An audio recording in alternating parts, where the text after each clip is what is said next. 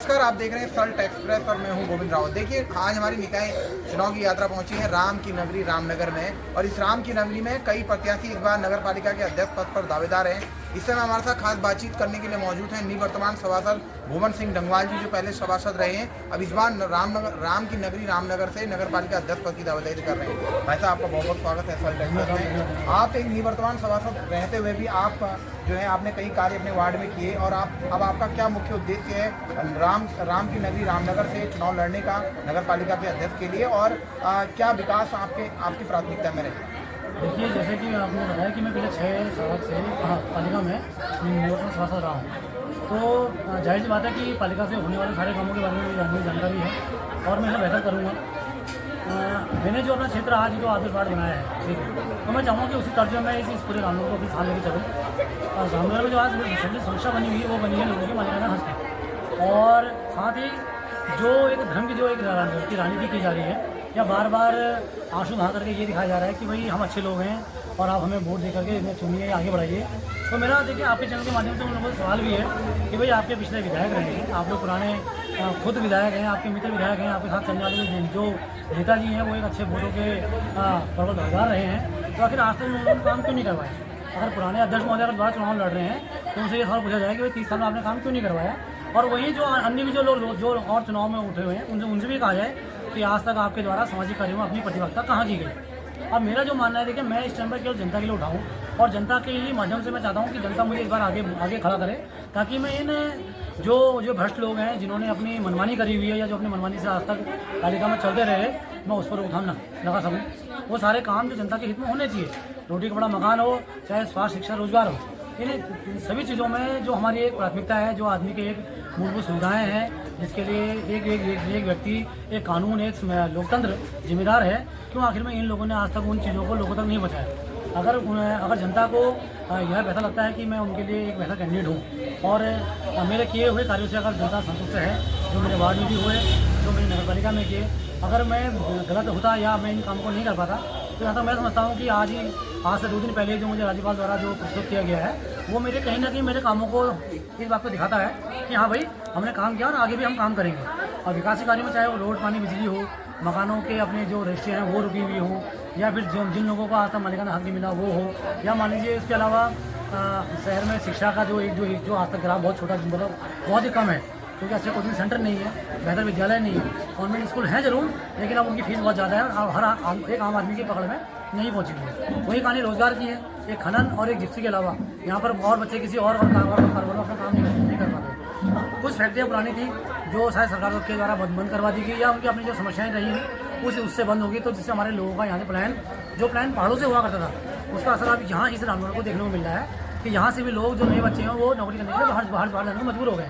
तो आखिर कब तक हम हल्द्वानी को झाँकेंगे, कब तक हम रुद्रपुर को झाँकेंगे, कब तक हम काशीपुर को झाँकेंगे? तो मैं चाहूँगा कि मुझे जनता एक बार एक अच्छा मौका दे, ऐसा मौका दे कि ताकि हम अपने सारे जो सार्थक प्रयास हैं उससे इस शहर को एक आदर्श शहर बना पाएँ, एक विकसित शहर बना पाएँ, और उसके लिए इतना कर पाएँ कि ताकि आने वाले भविष्य में हमारे जो आने वाले जो नौनिहाल हैं या आने वाले जो बच्चे हमारे हैं, उन्हें लगे कि एक्चुअल में कि शहर को सही हाथों में सौंपा गया। आपके आधार से आप पहले निवर्तमान सभासद रहे, आपको विकास कार्यों की रूपरेखा के मालूम पता हो गया, काम कराने की नगर पालिका के अंदर जो योजनाएं हैं उनका तौर तरीका मालूम हो गया, कई अनुभव आपने 5 साल में झांसा किया, कई विकास कार्य भी आपने किए हैं, तो कई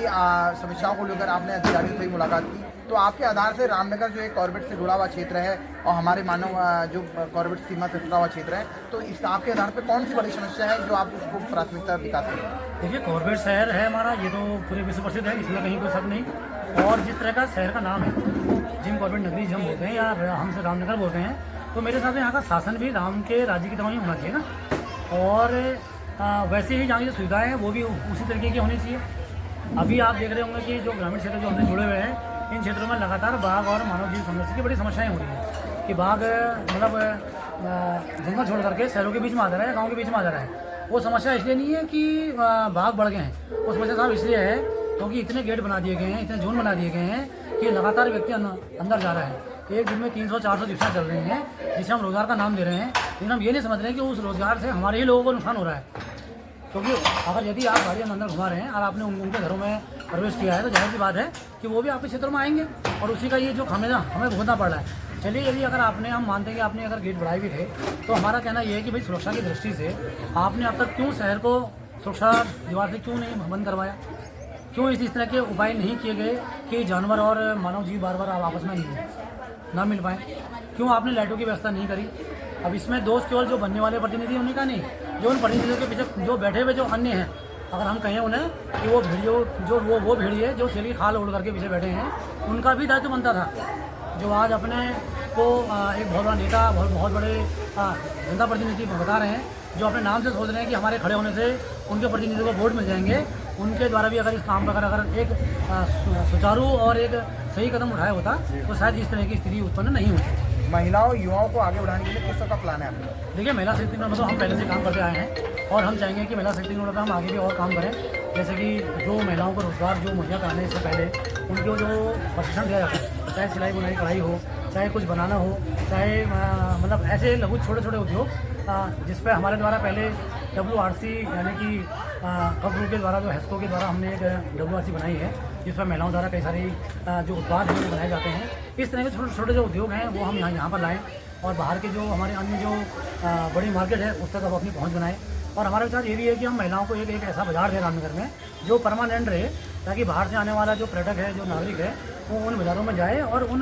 बाज़ारों से अब अपनी खरीदारी कर सके।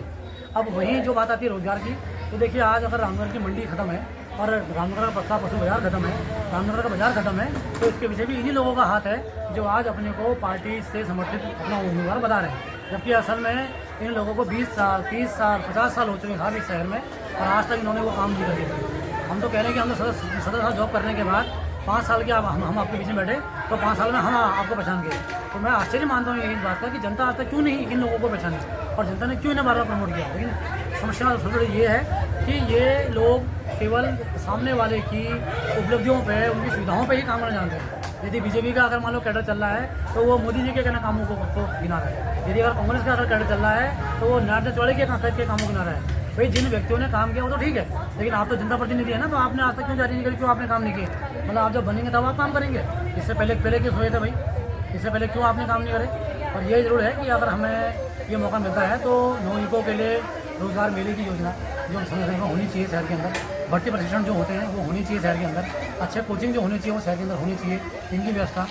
अच्छी लाइब्रेरी जहाँ बच्चे अपनी तैयारी कर सकें, मोहल्लों के अंदर छोटे छोटे मोहल्ला क्लिनिक, ताकि लोगों को बार बार सरकारी जो हॉस्पिटल है जिसमें PV मोड पर जो बार बार जा रहा है उसकी जो असुविधाएं उससे ना मतलब जूझना पड़े। इसके अलावा भी जो अन्य सुविधाएं जो हमें जनता से मिलेंगी, मतलब जो समस्याएं मिलेंगी, उन पर हम अपना विचार करेंगे और उस पर काम करेंगे। चुनाव प्रचार और अंतिम चरण पर है, कुछ ही दिन चुनाव के कुछ प्रचार के अब लगातार डोर टू डोर, आप एक सोनिक भी है, निवर्तमान शासन भी है, तो किस तरह से आपको रिस्पॉन्स मिल रहा है? देखिए, पूर्व सैनिक होने की वजह से देखिए पूर्व सैनिकों का सभी का परिवार जो अपने सभी परिवार हमारे पूर्व सैनिकों के हैं, मैं आपके चैनल के माध्यम से उनसे अनुरोध भी करना चाहूँगा कि आप सभी एक बार अपने इस भाई को मौका जरूर दें, क्योंकि उससे एक यूनिटी दिखाने का एक वो मिलता है कि भैया हम लोग हाँ इस संख्या में इस शहर में काबिज हैं, रह रहे हैं और हमारा ये एक भाई आज चुनाव लड़ रहा है। वहीं मेरे लिए जो एक अच्छी बात ये रही कि मैं सल्ट से जुड़ा हुआ हूँ, पहाड़ी मूल का व्यक्ति हूँ, तो मैं चाहूँगा कि पहाड़ी मूल के व्यक्ति जो सल्ट से जो जुड़े हुए लोग हैं वो भी मुझे अपने एक अच्छे प्रतिनिधि के रूप में देखते हैं, क्योंकि इससे पहले जो भी प्रतिनिधि रहे उन्होंने केवल जनता को छला है। आज भी अगर हम देखें तो लोगों को जो पार्टियाँ हैं या जो अन्य प्रतिनिधि हैं वो आज भी धर्म, जात, संस्कृति और यहाँ तक कि मतलब जो अन्य जो अवैध धंधे हैं, हम उसमें चाहे आप कहें कि जो रात को इन लोगों की तरफ शराब बांटी जा रही है या इनके जो पैसे बांटे जा रहे हैं या इनके द्वारा जो अन्य प्रलोभन दिए जा रहे हैं, उसके आधार पर जो ये चुनाव जीतने की कोशिश कर रहे हैं, जहाँ तक मैं समझता हूँ कि इस बार रामनगर की जनता इन्हें मुंहतोड़ जवाब देगी। और जहाँ तक मेरा जो आकलन है या जो मुझे अब तक जो मैं जानता हूँ कि लगभग 70% जो चुनाव का एक विजय जो पताका है वो मेरी ओर को झुक चुकी है और लोगों ने मन बना लिया है। इसलिए मैं अपनी जीत के लिए बिल्कुल आश्वस्त भी हूँ और लोगों द्वारा जो प्यार मिल रहा है या उनके द्वारा जो आशीर्वाद मिल रहा है, इससे भी मुझे लगता है कि कहीं ना कहीं जो जनता ने अपना मन बनाया हुआ है उसमें मैं कहीं ना कहीं छुपा हुआ हूँ और जिसके लिए मैं जनता का आपके चैनल के माध्यम से बहुत बहुत धन्यवाद और आभार भी व्यक्त करता हूँ।